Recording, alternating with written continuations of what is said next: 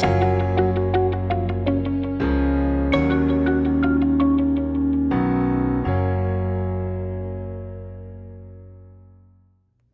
hello and welcome back to Growing Deeper Daily with Gateway Church.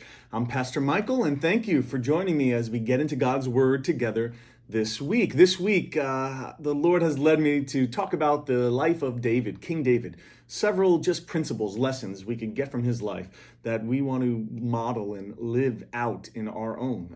We'll talk about one each day. Before that, though, I want to reference something that we launched last night. We had our wonderful International Food Festival here at Gateway. I'd say there was 100 to 150 people here that are just enjoying sharing food from around the world. Thank you for all our chefs in the church who came and showed up.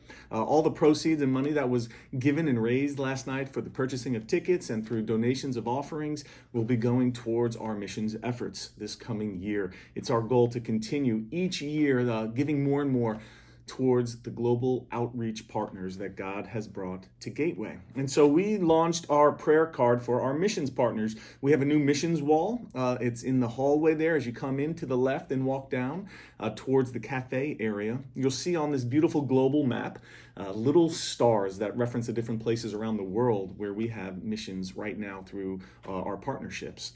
Also hanging on that wall, you'll see these prayer cards. This verse on the bottom, Revelation 5:9, from every tribe and tongue and language and people and nation. That God is forming for himself a diverse, eclectic group of people that will worship before him forever. And then on the back, you'll see all the missions partners that we have here at Gateway, the various places that we get to work and minister, as well as the men and women, the missions agencies that are a part of it, both in New York and around the world. You'll see as well on our website. I'm leaving this in my Bible. I'm going to have it on my desk. I'm going to use this as a prompt for prayer. And so I want to encourage you over the next few weeks, grab a copy of one of these here at Gateway. You could get it. It's hanging on the wall there as you go down the left side of that hallway. Use this as a prompt for prayer. And as well as we're leading up to our Thanksgiving offering, we're going to be dedicating that special offering that's above and beyond our normal tithes and giving towards our missions efforts. So be praying about how God might be calling you to give and be a part of what God's doing around the world through the ministry partnerships of Gateway. So I just want to remind you of that. If you weren't here last night, we'll talk about that more as well ahead. But today, I want to begin by talking about this phrase, this theme that often is used to talk about David, that he was a man after God's own heart. A man after God's own heart. If you remember in 1 Samuel chapter 13, there's a scene where Saul offers sacrifices in the midst of a fearful battle situation where he was not supposed to.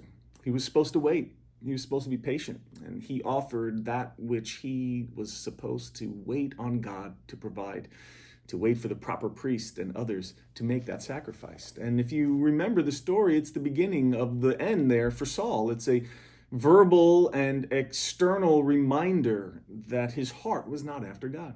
So in that scene, it says to Saul that God is moving on from you. He's going to look for a man after his own heart. What does he mean? Well, we know that ultimately that's David, a man after God's own heart, a man who did not have the external trappings of height and good looks and power like Saul did, but a man that from the inside out, as a young shepherd boy, was a man that God desired to set up. That through him, he would set up a kingdom that would rule and reign and a throne that would last forever. Ultimately, Jesus is the fulfillment of the Davidic covenant and promise. But you know, it's in Acts chapter 13, verse 22, where we see it explained even more. And here's what I want us to share and think about today.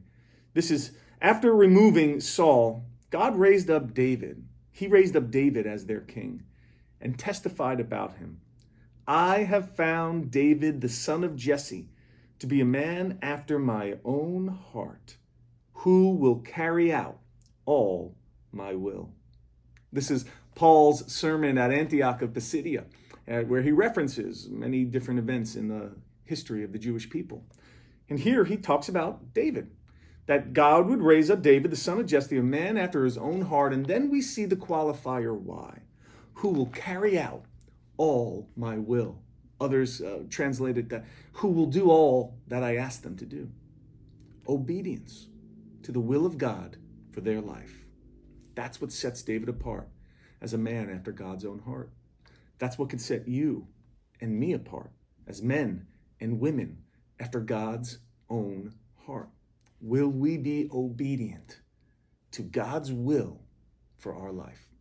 Will we be obedient to follow out in our relationships, in our marriage, with our kids, in our community, at our schools, in our businesses? Will we be obedient to God for his will wherever he has placed us? Obedience is the key for a heart that is after God. We talked about this passage with the youth. I did a chapel for our great junior high youth here at Gateway Academy. We talked about this thing. And I prayed over them and encouraged them. Be cultivating now a heart after God, a heart that desires to be obedient to him, a heart that desires to trust him even in the midst of the greatest obstacles, that he is there, that he will provide a way. So how can we be a church after God's own heart? We're going to be bold and humble as we seek to obey God's will for our life. How can you do it? Where today is God calling you to be obedient to him, to trust him, not worrying about the consequences, to walk in your character, to make the hard call, to show love and sacrifice wherever he has placed you. Because when we do so, our hearts are after his and his alone. And we're going to need it, because there are times in our lives where the giants are so big, we need to trust him even more. And we'll talk about that tomorrow. Well, God bless you. Have an awesome day in the Lord. I'll see you soon.